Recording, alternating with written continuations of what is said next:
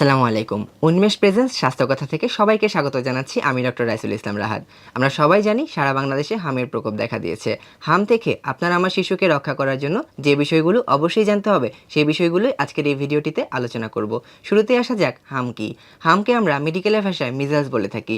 প্রচলিত বা আঞ্চলিক ভাষায় এটাকে অনেকে লুন্তি ওঠা বলা হয়ে থাকে।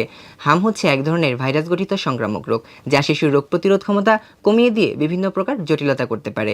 হামের ফলে যে জটিলতাগুলো হতে পারে সেগুলো হলো মারাত্মক নিউমোনিয়া, মারাত্মক ডায়রিয়া, শিশুর চোখের ক্ষতি এবং মস্তিষ্কের প্রদাহ। এর পাশাপাশি বিভিন্ন ক্ষেত্রে কিন্তু শিশুর মৃত্যু পর্যন্তও হতে পারে। হাম কিভাবে ছড়ায়? সাধারণত আক্রান্ত ব্যক্তিদের থেকে হাঁচি বা কাশির মাধ্যমে এটি অন্যদের মধ্যে ছড়াতে পারে। এছাড়া আক্রান্ত ব্যক্তির সংস্পর্শে এটি কিন্তু অন্যদের মধ্যে খুব দ্রুত ছড়াতে পারে। সংক্রমণের ক্ষেত্রে সবচাইতে বেশি ঝুঁকিতে কারা?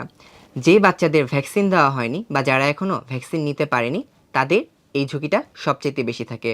এবং সাধারণত যেসব বাচ্চাদের ভ্যাকসিন দেওয়া থাকে তাদের মিজেলস বা হাম হলেও তাদের ক্ষেত্রে কিন্তু জটিলতাটা কম হয়। যাদের ভ্যাকসিন দেওয়া হয়নি তাদের ক্ষেত্রে হাম হলে কিন্তু জটিলতাটা বেশি হয়ে থাকে। এছাড়া গর্ভবতী মায়েদের গর্ভের সন্তানের জন্যও কিন্তু এই হামের একটা বিশেষ ঝুঁকি থেকে থাকে। তাদের অনেক সময় বিভিন্ন ক্ষেত্রে বিভিন্ন অঙ্গের ক্ষতিও কিন্তু এই হামের জন্য হতে পারে। আপনার শিশুর শরীরে যদি লালচে দানাসহ জ্বর আসে, তাহলে এটি কিন্তু হামের লক্ষণ হতে পারে। সো আমরা এখন হামের লক্ষণগুলো সম্পর্কে জেনে নিই। জ্বর বা এই জ্বরটি 3 থেকে 5 দিন থাকতে পারে। তীব্র জ্বর হতে পারে। জ্বরের সাথে সারা দেহে র্যাশ বা গুটি হতে পারে। এর পাশাপাশি নাক দিয়ে পানি পড়া, কাশি, চোখ লাল হয়ে যাওয়া বা চোখ দিয়ে পানি পড়া এবং বাচ্চাদের খাবারে অনীহা এবং দুর্বলতা হতে পারে। শিশুদের এ ধরনের কোনো লক্ষণ দেখা দিলে যা করতে হবে, আক্রান্ত শিশুকে অন্যান্য শিশুর থেকে আলাদা রাখতে হবে। শিশুকে দ্রুত নিকটস্থ স্বাস্থ্যকেন্দ্রে নিতে হবে, ডাক্তারের পরামর্শ নিতে হবে। ডাক্তারের পরামর্শ ব্যতীত শিশুদেরকে নিজের থেকে কোনো ওষুধ খাওয়ানো যাবে না। এতে করে শিশুর ক্ষতি হওয়ার সম্ভাবনা থেকে যায়। আক্রান্ত শিশুকে যত্নের ক্ষেত্রে বিশেষ সচেতন হতে হবে। যে কিনা কেয়ার গিভার থাকবেন বা যে বাচ্চার যত্ন নেবেন তাকে অবশ্যই মাস্ক পরিধান করতে হবে। শিশুকে যত্ন নেওয়ার আগে এবং পরে সাবান এবং পানি দিয়ে হাত ভালোভাবে ধুয়ে নিতে হবে। আক্রান্ত শিশুর যত্নে যে বিষয়গুলো খেয়াল রাখতে হবে, শিশু আক্রান্ত হলে তার স্বাভাবিক খাবার এবং পানীয় গ্রহণ অব্যাহত রাখতে হবে। যেসব শিশুরা মায়ের বুকের দুধ পান করে তাদেরকে পর্যাপ্ত পরিমাণ মায়ের বুকের দুধ পান করাতে হবে এবং 6 মাসের বেশি বয়সী শিশুদেরকে মায়ের বুকের দুধের পাশাপাশি ভিটামিন এ সমৃদ্ধ খাবার বেশি দিতে হবে। যেমন গাজর, মিষ্টি কুমড়া, পেঁপে, মিষ্টি আলু সহ অন্যান্য সবুজ শাকসবজি বেশি খাওয়ানোর চেষ্টা করতে হবে এবং শিশুদেরকে অবশ্যই পর্যাপ্ত পরিমাণ পানি পান করানোর চেষ্টা করতে হবে।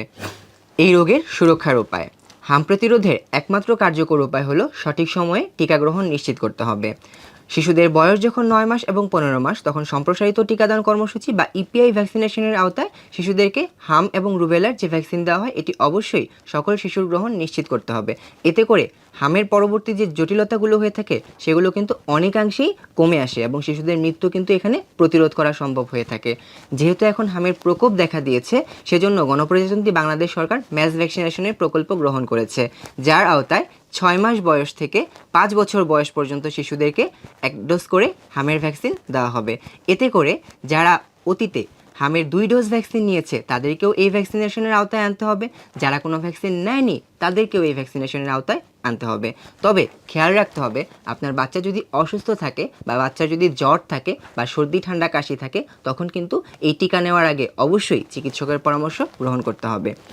আপনার শিশুকে সুরক্ষিত রাখতে এই স্বাস্থ্যবিধিগুলো মেনে চলুন এবং এই স্বাস্থ্যবিধিগুলো আপনার পরিচিত এবং প্রতিবেশী সকলের মধ্যে জানিয়ে দিন এবং সকলকে মেনে চলতে উৎসাহিত করুন। হামের সংক্রমণ প্রতিরোধ করতে ডাক্তার, নার্স, স্বাস্থ্যকর্মী সহ প্রতিটি শিশুর অভিভাবক এবং আমাদের সমাজের সকলের সম্মিলিত প্রচেষ্টা খুবই জরুরি। আমরা সকলে মিলে প্রচেষ্টা করলে এই সংক্রমণকে অবশ্যই আমরা এখানেই থামিয়ে দিতে পারবো। সকলের সুস্বাস্থ্য কামনায় এখানেই শেষ করছি।